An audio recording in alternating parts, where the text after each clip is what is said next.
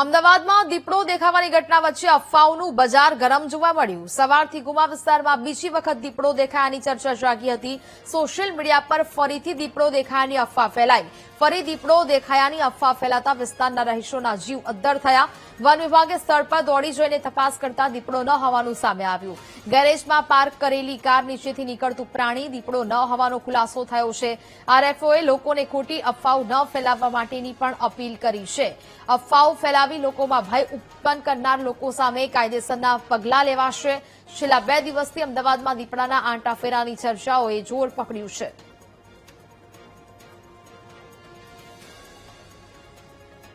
આજે જે ફરીવાર દીપડો દેખાવાની મેસેજ મળ્યા હતા એના અનુસંધાને અમે અને અમારી ટીમ દ્વારા સ્થળ તપાસ કરવામાં આવી છે। સ્થળ તપાસના અંતે એ નક્કી છે કે આ વન્ય પ્રાણી દીપડો નથી અને જે આ મેસેજ ફરતા થયા છે એ વિશે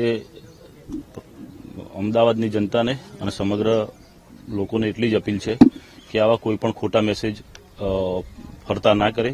જ્યારે પણ કોઈ પણ માહિતી મળે તો સૌપ્રથમ વન વિભાગનો સંપર્ક કરે।